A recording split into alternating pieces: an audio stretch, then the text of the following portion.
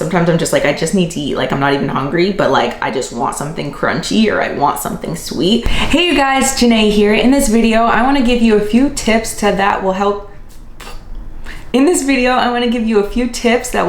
you to start eating healthier and to make healthier choices. I talk about health, fitness, faith, food, modesty, lifestyle things, and stuff like that. So if these are interesting topics to you, hit that subscribe button.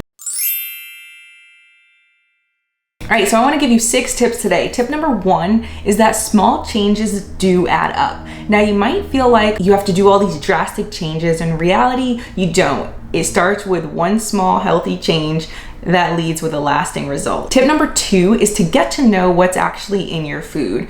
Read food labels and limit the amount of packaged foods that you do buy. Now, you might not be at that point right now. You're like, how in the world can I eliminate all packaged foods? Like that's all that's in my house. It's okay. Just read the labels and really get to know what the food is doing for your body or not doing for your body. So then you can learn to know what food is just fattening calories and what food is actually promoting your health and giving you nutrients. Tip number 3 kind of goes along with tip number 2. It's to limit your intake of packaged foods. Like I said, you don't have to do a whole pantry clean out. I mean, that would be pretty awesome, but I know everyone's not at that level and that's not realistic for you, so that is okay. But just limit the amount of processed and packaged foods that you get. So when you go into the grocery store, instead of buying 5 boxes of cookies, 10 bags of chips, and a whole bunch of granola bars and stuff like that, just limit it. Instead of buying 10, buy maybe 8 or 7. And then as the weeks go on, just slowly cut down on the amount of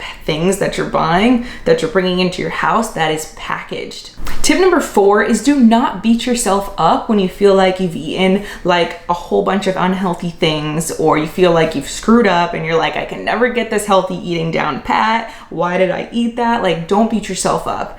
It takes time, it's a journey, but the more aware you become of what you're putting into your body and the more time you take to actually put what you've learned into practice, it's going to pay off. So don't beat yourself up about it. Take it one day at a time. Tip number 5 is probably the biggest tip, is to think of food as medicine. Listen very carefully. Is the food that you're eating promoting disease or is it fighting it? So pretty much every time you pick up something, think, is this food going to help fight off sickness or is it going to not help fight off sickness and probably cause sickness? So think, if you pick up an apple, does this fight disease or does it cause disease? It's helping fight it. It's promoting your health. It's nutritious. Now pick up a box of cookies.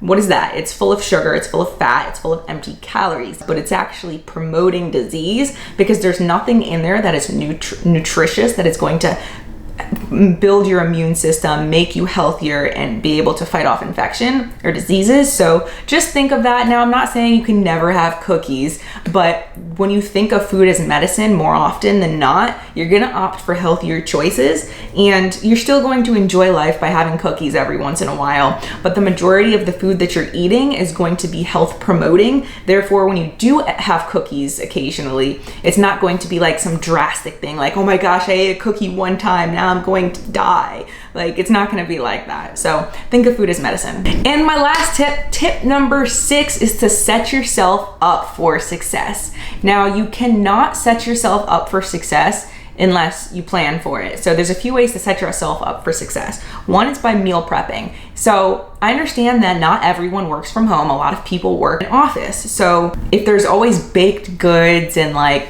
just garbage at your disposal, it's very easy for people. I hear all the time like, oh, but Janae, like, you don't understand, they're always bringing muffins, or there's always bagels, or there's always just bags of chips lying around. Like, how can I not eat those? Well, you can set yourself up for success. I understand the temptation is there and it is real, but if you ever want to make a change in your life, some things are gonna be a little bit of a struggle, but you can get through it. So this is how you do it.